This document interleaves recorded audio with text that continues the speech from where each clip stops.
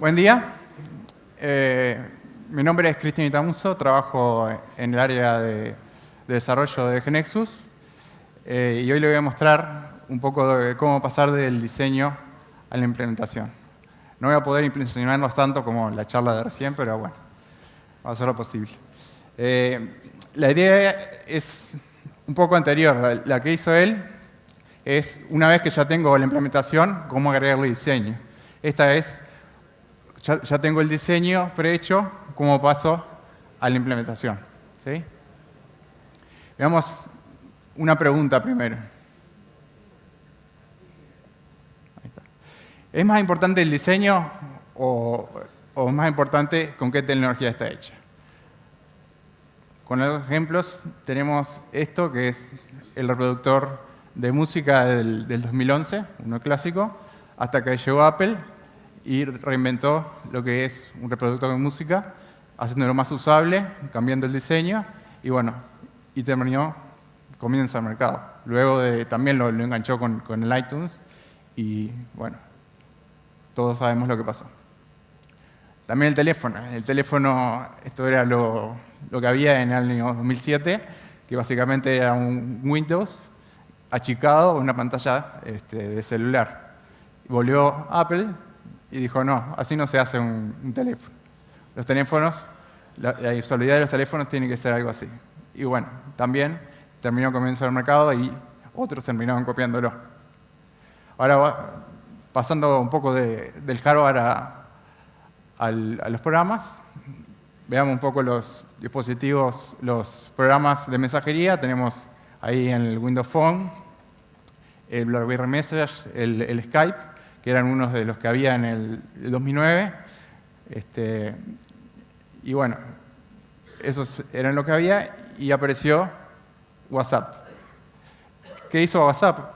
¿Cómo empezó a ser famoso? Además de que, claro, era multiplataforma, que servía para cualquier dispositivo, hizo que sea fácil yo comunicarme con cualquiera de mis contactos, porque enganchó mi dispositivo a mi número de teléfono. Entonces, cualquiera que yo tenga el número de teléfono, podía comunicarme con cualquiera de ellos. Entonces, eso aumentó la forma de expandirse de WhatsApp, porque yo quería que mis contactos tuvieran eso para, en vez de mandar un SMS que me costaba tanta plata, lo usara gratis con el WhatsApp. Bueno, un último ejemplo es con los taxis. La forma que usualmente pedimos el taxi o que tenemos ahora de pedir taxi es, nosotros llamamos a una operadora, esa operadora nos responde, busca un taxi que esté cercano a nosotros y bueno, nos dice, va a llegar en tanto tiempo. Bueno, nosotros esperamos y con suerte en ese tanto tiempo va a llegar el taxi. Luego, en el 2011 apareció esta empresa, Easy Taxi, que lo que hizo es incluir varias tecnologías, que es el teléfono celular, el GPS. Entonces, no sé, para los que no lo conocen, es una aplicación en el teléfono que la abrís y te aparece el mapita en un lugar donde estás vos, una flechita, y solamente aparece un botón donde lo que dice es pedir el taxi. Apretás ahí pedir el taxi y lo que hace es te busca automáticamente todos los taxis, o sea, el taxi que está más cercano a vos, y le avisa a ese que te tiene que venir a buscar. Después que tiene eso, vos podés mirar en el celular y ver todos los datos de la persona que te viene a buscar, en qué modelo de taxi y todo eso, y por el camino que viene, y sabés exactamente cuándo te va a llegar. O sea, es una revolución también para el pedido de taxi. Y bueno, y yo creo que también se va a ir comiendo al mercado este tipo de aplicaciones.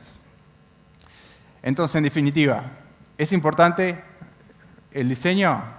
Bueno, yo creo que sí, y todo el mundo ha llegado a la conclusión que sí. Cada vez es más importante el diseño que con qué esté hecho. Bueno, veamos un poco esta charla como la dividí. Primero, vamos a identificar el problema que queremos resolver. Segundo, cómo es que se trabaja. Y tercero, algunas ideas que tenemos para solucionarlas. Bueno, empezando con identificando el problema. Las etapas de desarrollo que se deberían seguir. Primero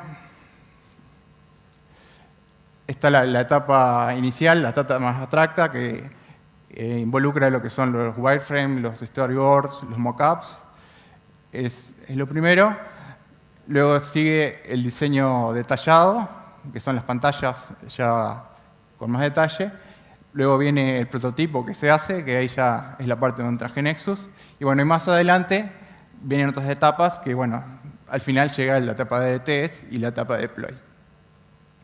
Bueno, estas dos primeras partes vendrían a ser las partes de diseño, ¿no? Si bien vamos a hacer algunas cosas relacionadas con estas primeras, las que nos vamos a concentrar en esta presentación va a ser cómo pasar de estas, de diseño detallado, a las de prototipo.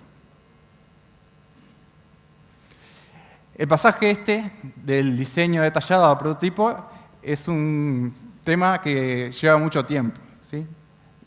Y entonces lo que queremos hacer es ayudar en eso. Veamos ahora cuáles son los roles que involucra este pasaje de diseño a prototipo.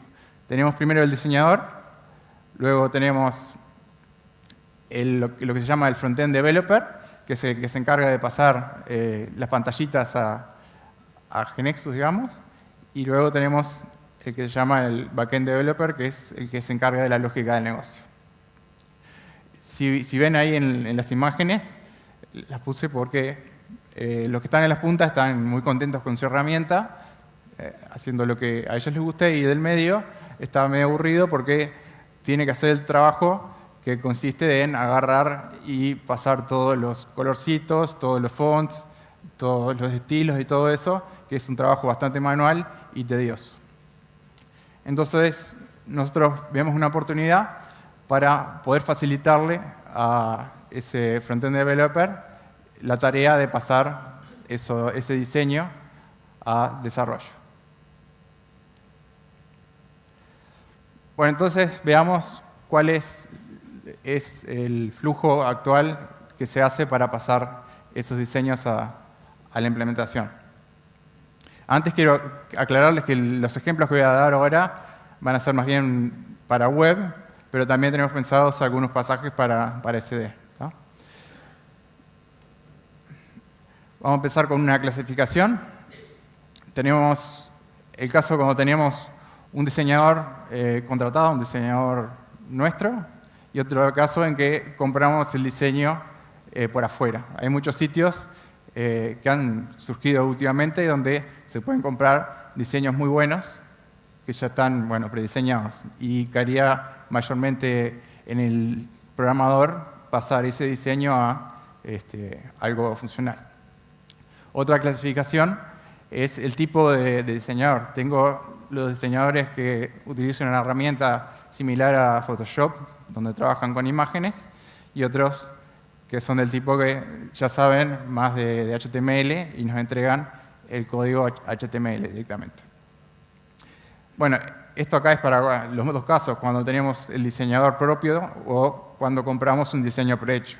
Podemos comprar un diseño prehecho en Photoshop o un diseño prehecho en HTML. Bueno, veamos primero el caso de Photoshop. Este ejemplo es uno nuestro de un ejemplo que se pueden bajar, que es el CRM, que fue hecho en Photoshop por un diseñador nuestro, y lo que se hizo es, una vez que se terminó, se le pasó al que lo fue a implementar un conjunto de pantallas. Vean acá que tenemos una grilla, tenemos las líneas, y acá a la izquierda hay un conjunto de filtros. Luego se le pasó otra pantalla donde no están los filtros, es exactamente igual, sin los filtros, y otra pantalla donde acá se abría el menucito, y bueno, y varias pantallas para explicarle cómo tenía que verse las pantallas en la aplicación final. Bueno, y además de eso, lo que generalmente se pasa es una cartilla donde se le dice cuáles son los colores, los fonts y los tamaños de cada uno de las cosas que tienen que aparecer en la pantalla.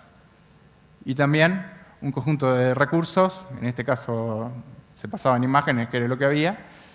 Y bueno, con todo eso, el programador tenía que armar en GNexus su implementación. Bueno, si bien el diseño, como ven, es muy lindo, el trabajo de pasarlo a GNexus llevó un tiempo, ¿no? Bueno, eso sería el caso del diseñador Photoshop. Ahora veamos el caso del diseñador web, donde nos pasa un HTML. Por ejemplo, tenemos el mismo ejemplo y un HTML que no precisa ni mirarlo.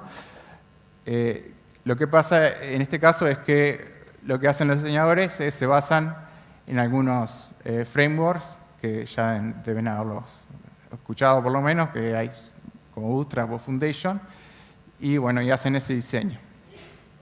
Otra forma del diseñador web es usar una herramienta que salió hace poco que se llama Maco, que tiene la ventaja de que es muy parecida a cómo se interactúa con Photoshop, pero abajo en realidad es HTML y CSS, ¿sí? Es lo que se guarda, es el formato. El Photoshop tiene un formato propio que es el PSD y en este caso guarda directamente el HTML y el CSS. Entonces, eso es lo que le llega al desarrollador.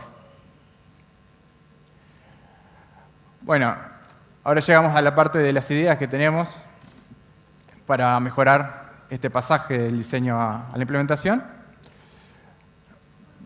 Volvemos primero al Photoshop. El Photoshop permite hacer plugins.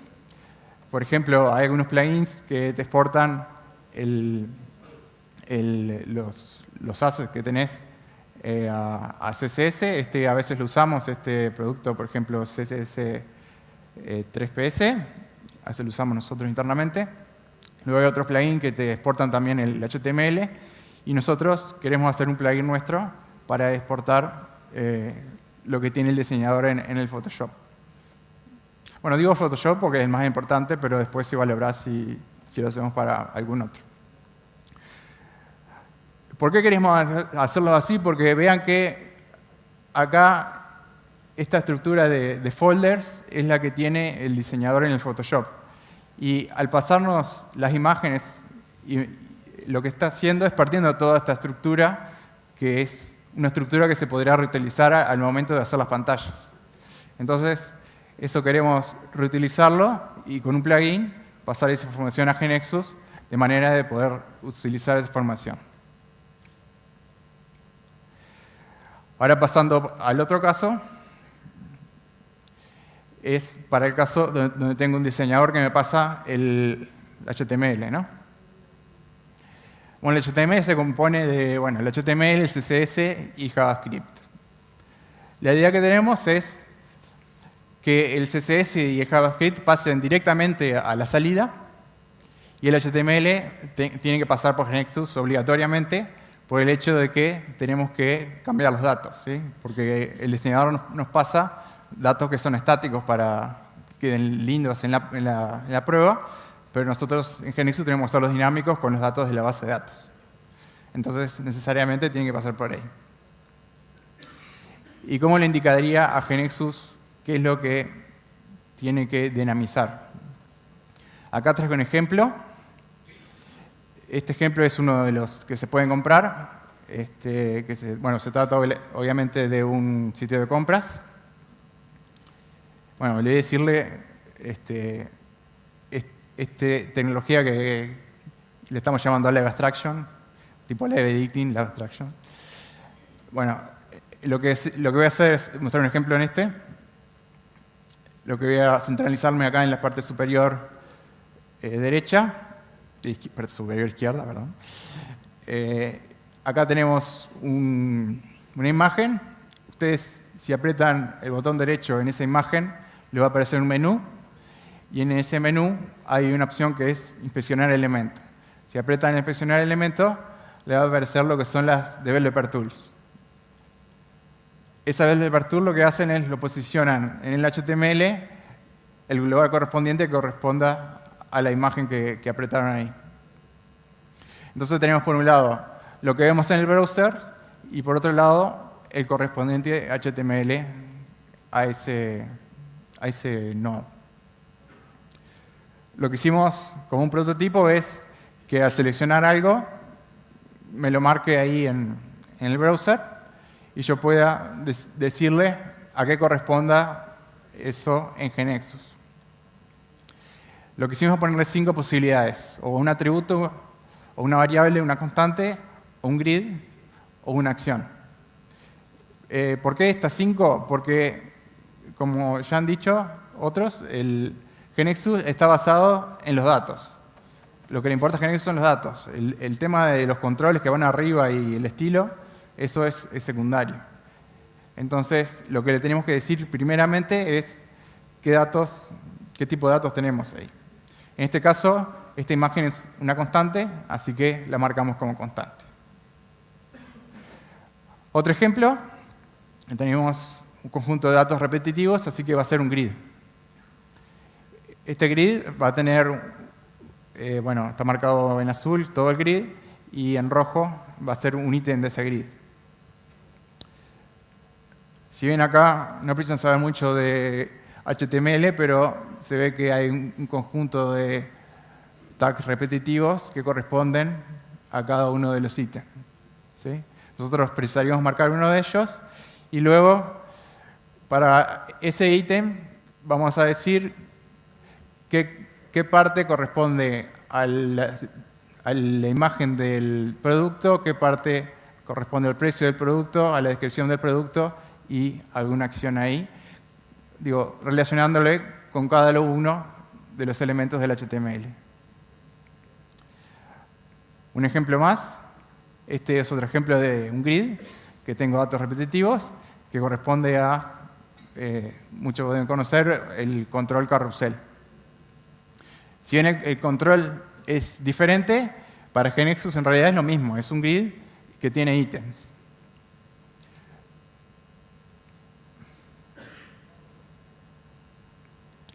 Entonces el HTML es un poco más complicado, pero vean también que tengo datos repetitivos, acá el call SM4, todos estos corresponden a cada uno de los ítems. Así que voy a hacer lo mismo que hice antes, marco uno de los ítems y luego dentro de ese ítem marco cuáles son sus contenidos. Esa es la forma de indicarle a GNexus qué partes del HTML tiene que ir reemplazando. Sí, es un poco de bajo nivel, pero bueno, de alguna forma hay que hacerlo para que GNexus lo entienda. Bueno, además de eso, otra cosa que podríamos hacer es reconocer algunos tags que ya sabemos qué significan. Por ejemplo, el tag A de HTML indica un link, significa para un hiperlink. Entonces, podemos decir que eso en GNexus corresponde a una acción que va a cierto lado. El tag IMG corresponde a una imagen, entonces podemos decir que corresponde a una constante, una variable, un atributo que le podemos decir que elija uno de esos. También podemos hacer que esta cosa automática se le puede extender para, por ejemplo, para Bootstrap, reconocer algunas cosas como el drop-down o bueno, el carrusel. Y por último, una cosa que podemos hacer con esto de la abstraction es sacar los recursos que tenemos en esa página. Algunos recursos me van a servir para el prototipo. Por ejemplo, estoy señalando ahí, pero tengo que señalar acá. Estos acá, que son las imágenes, me van a servir para los datos de inicialización de prototipo, ¿sí? Cuando yo inicializo un prototipo, en vez de inicializar de cero, podría tener algunos datos de prueba. Y bueno, esto es lo mismo para estos acá, que son el precio y descripción. Y algunos datos mismos me pueden servir para producción, porque estas imágenes seguramente me sirven para producción. Así que automáticamente podría importar todo esto en la base de conocimientos. Bueno, y para finalizar, tenemos entonces lo que es el diseño abstracto por un lado y el prototipo que queremos llegar. Y bueno, y en vez de tener uno que tenga que trabajar manualmente, Lo que queremos hacer entonces es eso, achicar la distancia entre el diseño y el prototipo, automatizando lo mejor posible, para que dé tiempo para hacer otras cosas más importantes. Bueno, muchas gracias.